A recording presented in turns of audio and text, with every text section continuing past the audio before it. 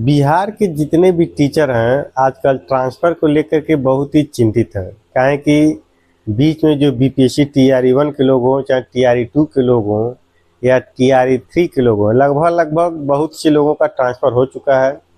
और बहुत ही अधिक संख्या में ऐसे भी शिक्षक बचे हुए हैं, चाहे वो महिला शिक्षक हो चाहे पुरुष शिक्षक हो, जिनको अभी ट्रांसफ़र नहीं मिला है। ऐसे में हम बात करेंगे कि आखिर ट्रांसफ़र की प्रक्रिया कब शुरू हो सकती है। और रजनीश सर का पोस्ट आया है, उसी पोस्ट पर आज हम बात करने वाले हैं। उसमें क्या क्या लिखा, पहला पॉइंट है कि कितने टीचर का ट्रांसफ़र होकर के आए। देखिए, सरकार डाटा जुटा रही है और सरकार का मुख्य काम है टीचर का ट्रांसफ़र करना, क्योंकि हमारे शिक्षा मंत्री जो मिथिलेश तिवारी जी हैं उन्होंने भी कहा है। और सरकार का पहला काम क्या है कि कितने टीचर ट्रांसफ़र से आए हैं और कहाँ गए हैं, इनका डाटा सरकार के पास नहीं है।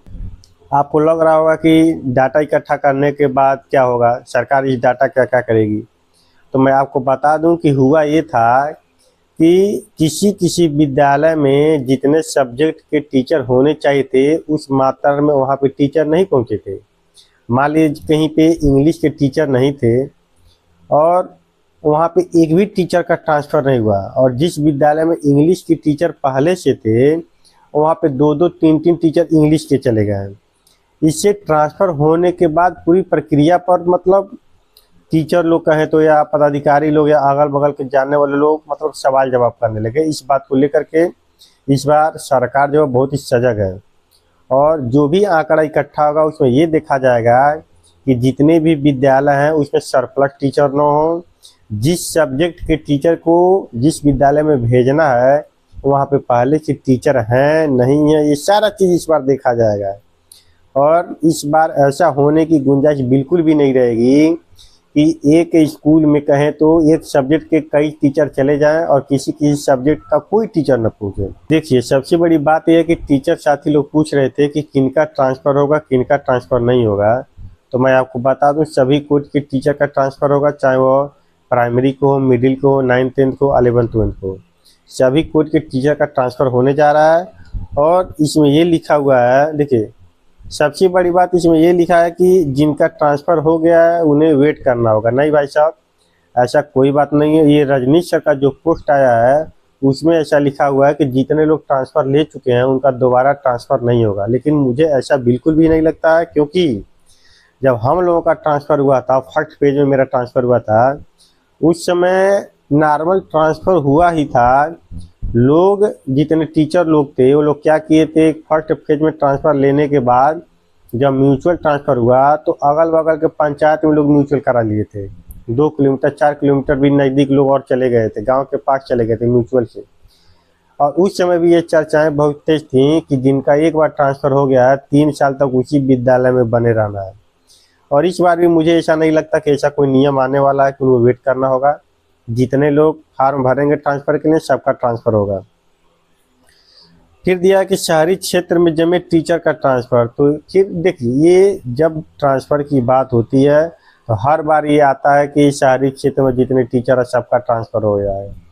तो बताइए, जबरन ट्रांसफ़र नहीं ना हो जाएगा। जितने लोग शहर में पहले से प्रतिस्थापित हैं, यदि वे लोग गांव की तरफ जाना चाहेंगे, ग्रामीण क्षेत्र में जाना चाहेंगे, तभी ना फार्म अप्लाई करेंगे, तभी तो ट्रांसफ़र होगा। ऐसा तो है नहीं कि उनका कोई हाथ पकड़ करके निकालेगा कि जाइए आप शहर में ज़्यादा दिन पढ़ा चुके, अब जाइए गांव में पढ़ाइए। ऐसा भी नहीं होगा। जो स्वेच्छा से आना चाहेगा उन्हीं का ट्रांसफ़र हमको जहाँ तक लगता होगा। कुछ चीज़ें इसमें सही हैं, कुछ चीज़ें मुझे थोड़ा डाउट हो रहा है। देखिए, पोस्ट मान लीजिए उनका भी सूत्रों के अनुसार ही खबर आया होगा। और ट्रांसफ़र में बात ये किया जा रहा था कि इस बार का जो ट्रांसफ़र होगा, महिलाओं को अपना पंचायत नहीं मिलेगा। महिलाओं का जो पोस्टिंग होगा बगल के पंचायत में होगा, और पुरुष शिक्षक साथी जितने भी हैं उनका अपने प्रखंड में नहीं होगा, अगल बगल के प्रखंड में ट्रांसफ़र होने जा रहा है। अब देखिए कितनी सच्चाई है क्या नहीं है। जब तक फार्म अप्लाई नहीं होगा, स्कूल आवंटन नहीं हो जाएगा, पूर्ण तरीके से सही रूप से कहना अभी जल्दीबाजी होगा। और मैं जो बातें बोल रहा हूँ रजनीश सर के पोस्ट के आधार पर ही बोल रहा हूँ। और दिया प्राथमिकता किसको मिलेगा। पहला वाला जो ट्रांसफ़र हुआ था उसमें भी महिलाओं को प्राथमिकता मिला हुआ था, दिव्यांग थे उनको भी प्राथमिकता मिला हुआ था, जितने लोग दंपति वाले थे, शादीशुदा वाले लोग थे, उनको भी प्राथमिकता मिला हुआ था, लगभग इस बार भी वही होगा कि जितने महिलाएं टीचर हैं या दिव्यांग टीचर हैं उनको प्राथमिकता मिलना चाहिए, और मिलना भी चाहिए, क्योंकि दिव्यांग लोग हैं, उनको दूर पदस्थापित हुए हैं तो आने जाने में, रहने में दिक्कत होता होगा। हम लोग सही सलामत हैं, फिर भी हम लोग को आने जाने में दिक्कत होता है। तो खुद आप सोचिए, जो दिव्यांग साथी हैं, टीचर हैं, उनको कितना दिक्कत होता होगा। और सबसे बड़ी बात है कि फार्म कब अप्लाई किया जाएगा, तो सुनने में ये आ रहा है कि 10 जुलाई के बाद ट्रांसफ़र की प्रक्रिया शुरू कर दी जाएगी। अब कब शुरू की जाएगी, इसमें लिखा है 10 जुलाई से अगस्त तक स्थानांतरण पूरा हो जाएगा। मैं आपको बता दूं, हम लोगों का ट्रांसफ़र का फॉर्म जब अप्लाई हुआ था तो इसमें ये कहा गया था कि 1 जनवरी को आप नए विद्यालय में योगदान करिएगा, लेकिन ऐसा नहीं हुआ, क्योंकि पहली बार ट्रांसफ़र की प्रक्रिया इतने बड़े लेवल पे शुरू हुई थी। लेट होना तो होना ही था, क्योंकि चीज़ें हैं, टेक्निकल चीज़ें हो जाती हैं। और ये प्रक्रिया जाके ख़त्म हुआ जून में, जब गर्मी का छुट्टी था, उस समय सबका ट्रांसफ़र कर दिया गया फर्स्ट फेज से।